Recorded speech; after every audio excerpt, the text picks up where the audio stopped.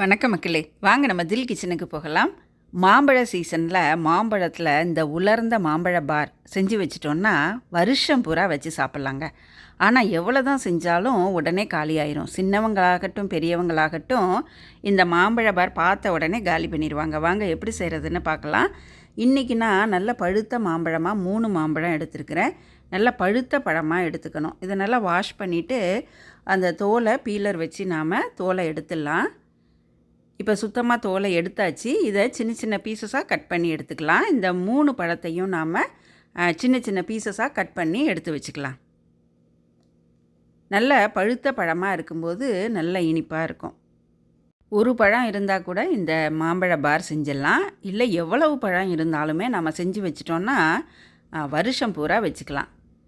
இப்போ இந்த மாம்பழத்தை நம்ம பீசஸாக கட் பண்ணியாச்சு. 3 மாம்பழத்தையும் நாம் பீசஸாக கட் பண்ணிட்டோம். இதை ஒரு மிக்ஸி ஜாரில் சேர்த்துக்கலாம்.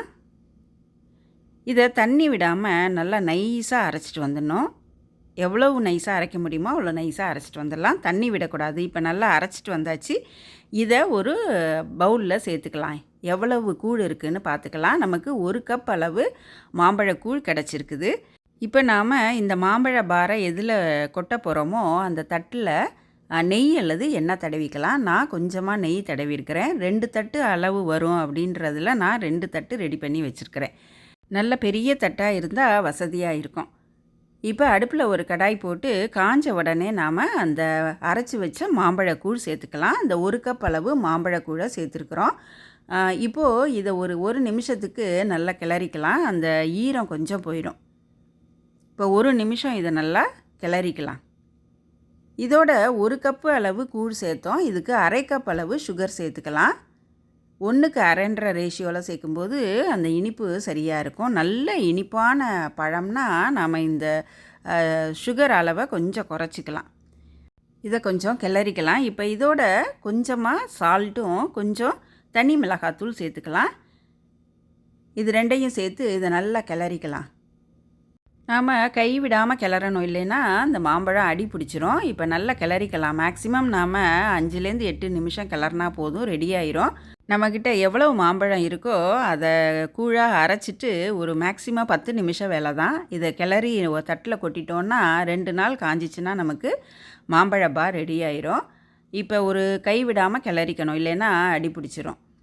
இப்போ இந்த சின்ன சின்ன மாம்பழ கட்டி இருந்ததுன்னா அதை அப்படியே கரண்டியால் மசிச்சு விட்டால் போதும், நல்லா கரைஞ்சிரும். அவ்வளோதாங்க. இப்போ நல்லா கிளறியாச்சு. இப்போ இந்த மாதிரி நம்ம கிளறும்போது ஒரு 5 நிமிஷம் கழித்து இந்த ஸ்டேஜ் வரும். இப்போ இதை தள்ளும்போது அந்த சட்டியை விட்டுட்டு வருது பாருங்கள்.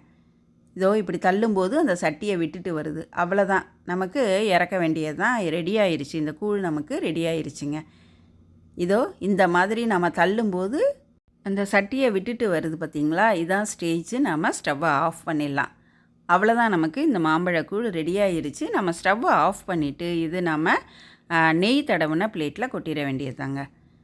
கொஞ்சமாக அந்த தட்டில் எவ்வளோ கொள்ளுமோ அந்த அளவு மட்டும் கொட்டிட்டு நல்ல ஒரு ஸ்பூனால் தின்னாக அதை ஸ்ப்ரெட் பண்ணி விட்டுடணும். அப்போ தான் சீக்கிரம் காயும்.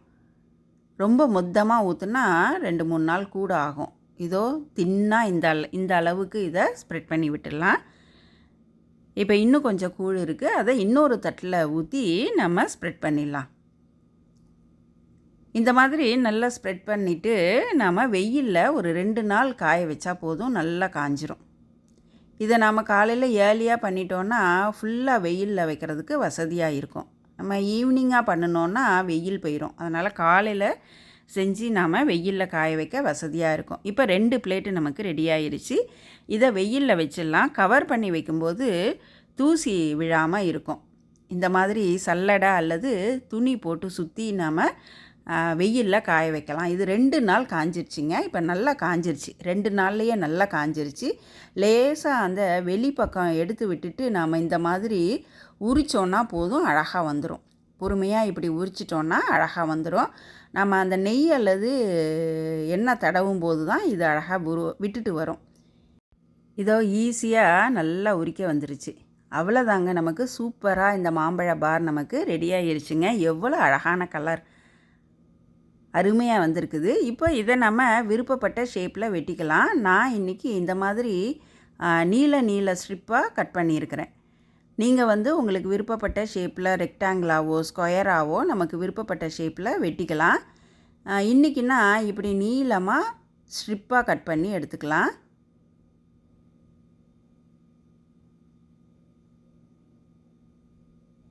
இது நல்லா காஞ்சிடணும். காஞ்சதுக்கப்புறம் தான் நமக்கு இந்த மாதிரி ஈஸியாக கட் பண்ண வரும். இப்போ இந்த மாதிரி ஸ்ட்ரிப்பாக கட் பண்ணிவிட்டு இதை நல்லா உருட்டி கேண்டி மாதிரி வச்சிட்டோன்னா எடுத்து சாப்பிடும்போது நமக்கு நல்ல திக்காக திருப்தியாக இருக்கும் சாப்பிட்றதுக்கும். இதை இந்த மாதிரி ஸ்ட்ரிப்பாக கட் பண்ணியாச்சு. இதை அப்படியே ரோல் பண்ணி வச்சிடலாம். இந்த மாம்பழ பாரை அப்படியே நல்லா ரோல் பண்ணி கேண்டி மாதிரி வச்சிடலாம். இந்த மாதிரி டைட்டாக சுற்றி எடுத்து வச்சிடலாங்க. அவ்வளோதான், நமக்கு சூப்பரான மாம்பழ பார் ரெடி ஆகிருச்சு. இந்த மாம்பழ கேண்டி சாப்பிடும்போது அந்த திக்காக இருக்குதா நல்ல திருப்தியாக இருக்கும். இதை கட் பண்ணி கொடுக்குறதுனாலும் நம்ம கட் பண்ணி கொடுக்கலாம், இல்லை முழுசாக எடுத்து சாப்பிடும்போது நல்லாவே இருக்கும்.